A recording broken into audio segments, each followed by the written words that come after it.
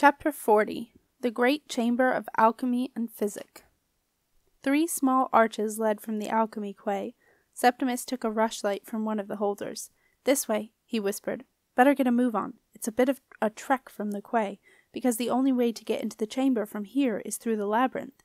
"Labyrinth?" exclaimed Jenna. "But, do you know the way, Sep?" "Shh," whispered Septimus. "You don't need to know the way through a labyrinth, Jen. It takes you there. You just follow where it leads you, and you will find what you look for. We go through the left archway."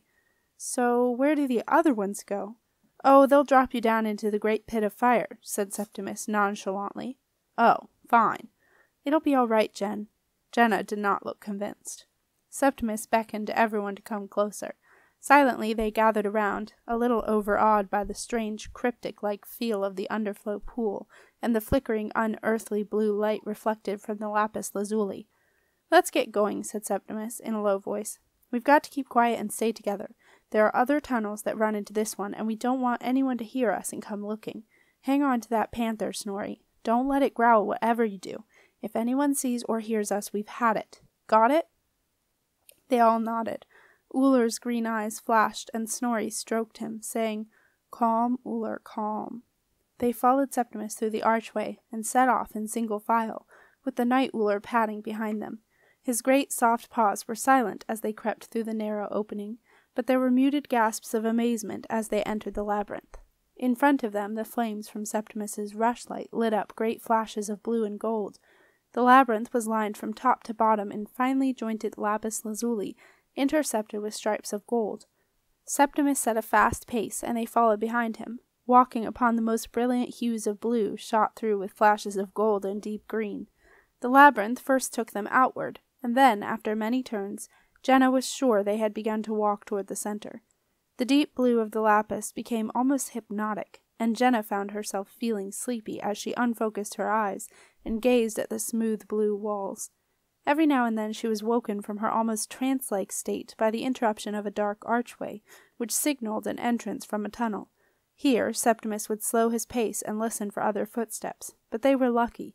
It was by now the dead of night, and even alchemy scribes had to sleep sometimes. Like a small and faithful flock of sheep, Jenna, Nico, Snorri, and the Night Uller followed Septimus through the blue haze of light, walking the long, slow curves, doubling back on themselves, and walking the same curves in reverse, until everyone, particularly Nico, felt dizzy and longed to be out in an open space once more. And then, just as Nico was despairing of seeing anything but blue walls ever again in his entire life, they reached the center of the labyrinth, and stepped into the great chamber of alchemy and Physik. "Whoa!" Nico whistled. "That is amazing!" Septimus no longer thought of the great chamber as anything like amazing. Every day he had sat in his Siege of the Rose next to Marcellus, whose Siege of the Sun was at the head of the table, set in the middle of the chamber. Every day had been the same, just another working day for Septimus. But to Jenna, Nico, and Snorri, the great chamber was dazzling. They felt almost blinded by the glinting of the multitude of shiny golden surfaces that caught the light from the dancing flames of Septimus's rushlight. But it was not the small pieces of gold that had caught their attention. It was the 2 massive chunks of the stuff set into the wall opposite the entrance to the labyrinth, the great doors of time. "That's where I came into this place," Septimus whispered, glancing around the chamber, half afraid that there might be a scribe lurking in the shadows. On each side of the doors, standing in the lapis lazuli-lined alcove, was a life-size statue, holding a razor-sharp sword. Jenna stared at the doors. She thought about what Septimus had told her lay behind them, the true glass of time, and she felt a terrible longing to be home in her own time, with everything back as it should be. Septimus in the wizard tower with Marcia, Nico working down at Janet Martin's boatyard. She would be back in her own palace, free of the living Etheldreda, at least, and once again the palace would be a friendly place, home to Silas and Sarah pottering about and occasionally getting lost. "We have to get the key, Sep," she said. "We have to." Nico, ever practical, was eyeing the doors with a boat-builder's eye. "I'm sure we could get them open somehow," he said. "Those hinges look a bit weak to me."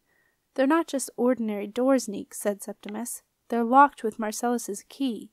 Nico was not convinced. He took his screwdriver out of his pocket and poked it into one of the hinges. The statues raised their swords and pointed them at Nico. "Whoa there," protested Nico. "No need to get excited." Uller growled. "Shh, Uller."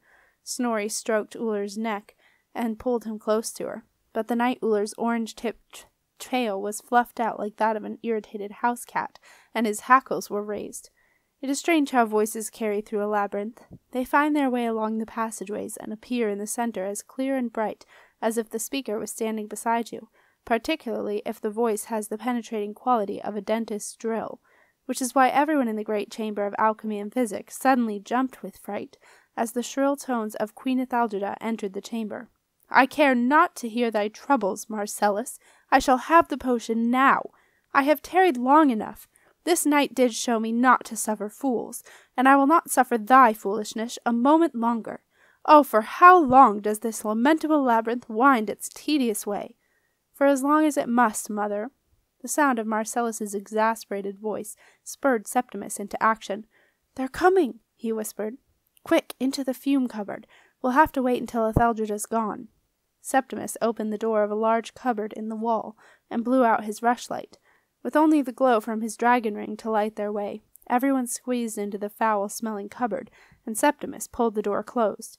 "Oh, rats!" muttered Septimus, his ring lighting up what Jenna had assumed was a coil of black rope on the shelf at the back of the cupboard. "I forgot the snake was in here." "Snake?" whispered Jenna. "Yeah, it's okay. It's not all that poisonous."